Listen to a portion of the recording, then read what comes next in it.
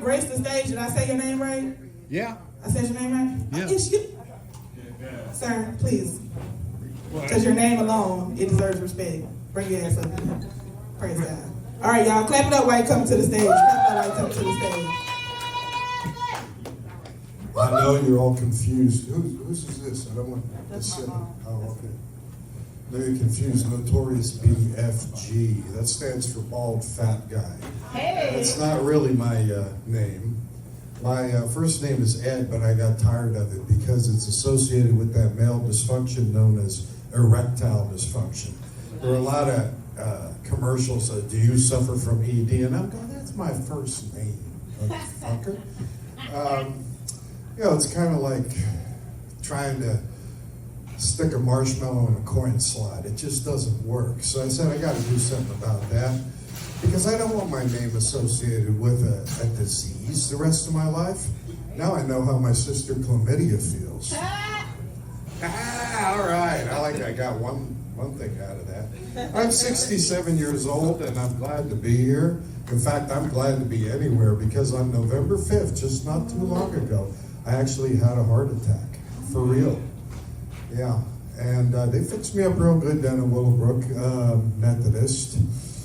I weigh 270 pounds. I'm a little lighter now. I have high blood pressure. I have type 2 diabetes. Why would I have a heart attack? But I'll tell you what, the doctors told me that people my age and my size need more exercise. And they said, well, most of you white people, like to play golf. And I go, oh no, I'm not going to play golf. After what I just went through, I don't want to go anywhere near a hole in the ground. Yeah.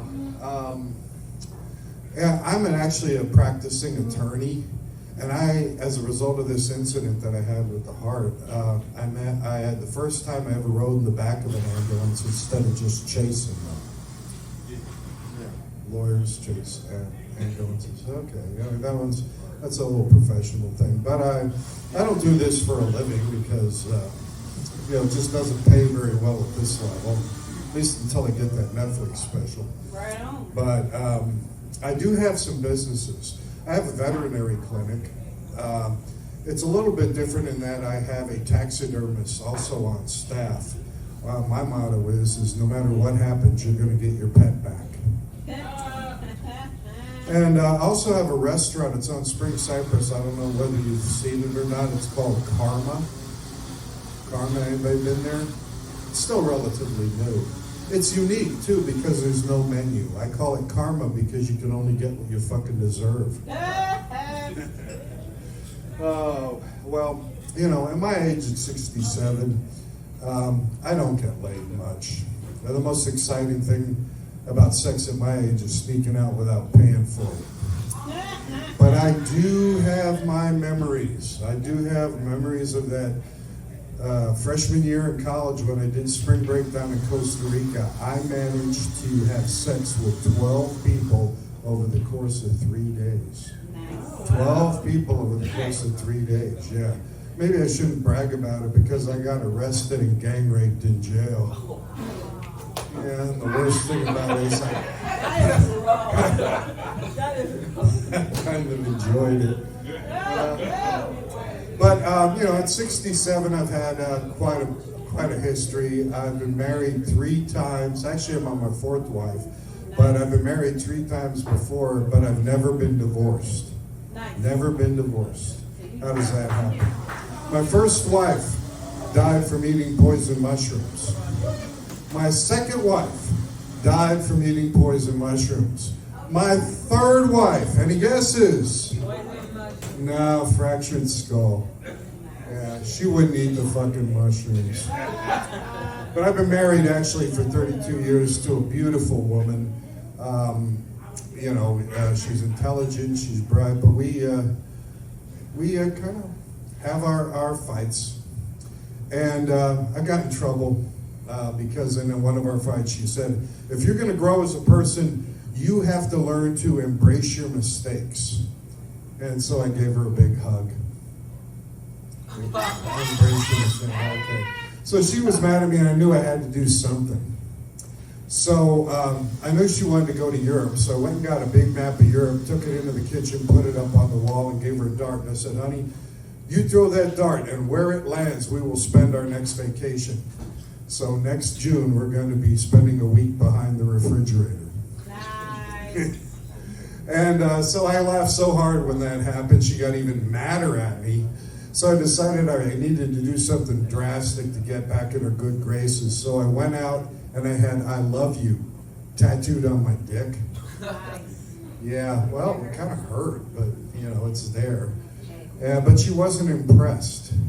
She thought I was just trying to put words in her mouth.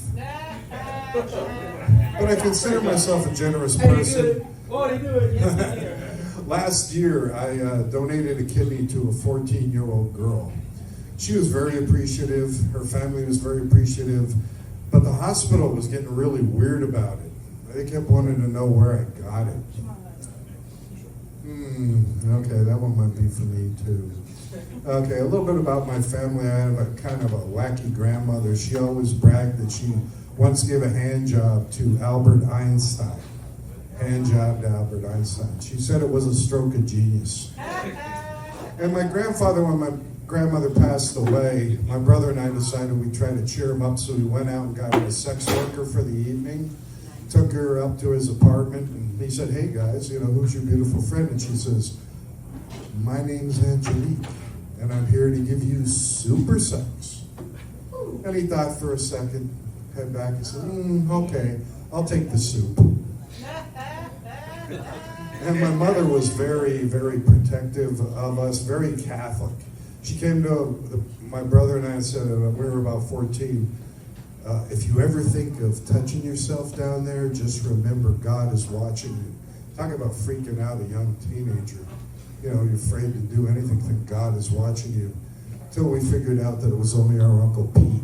I remember the day my dad got arrested. The police said that the highway department said he was a thief. The highway department said he was a thief. I said, I was shocked. Then as I looked back on it, I should have noticed the signs.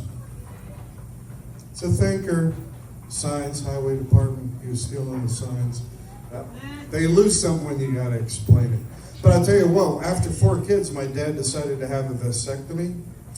And he went in to have the vasectomy, and unfortunately there was a complication, so they had to remove both his testicles. And so they were worried what would happen when he woke up and found out. So when he woke up, they said, sorry, sir, your vasectomy's fine, but there was a complication. We had to remove both your testicles. He got very angry. He said, I'm going to sue you. I'm going to sue the hospital. But first, I'm going to break your jaw.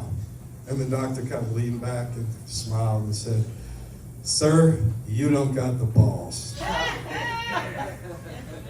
My brother got famous in a little town in northeastern Pennsylvania because at 14, he managed to sleep with his teacher. Sleep with his teacher, yeah. It was controversial because he was being homeschooled. Oh, yeah. Small town, too. My wife has a sister who has a daughter, so it's my wife's niece, who is acting strange in a very demonic sort of way. Yeah, demonic sort of way. So she hired a priest to do an exorcism. And it worked. The child calmed down. But it was a little problem because she didn't pay the priest. So her daughter got repossessed. I got the light. Well, I'll tell you, my name's Notorious BFG, stands for Bald Fat Guy. I'm on Instagram. I'm on all the platforms, but I'm most proud of what I just finished this week. And I hope you enjoy it. Check me out. I finally posted my sex tape. Yeah, thank you. It's a fabulous one-man show. Notorious BFG is out. Fall risk. Thank you very much. Not the fall risk. All right, y'all. We're going to have our next guest coming up. Well, he's not a guest. He be here all the time. But that nigga funny to the bitch. Is your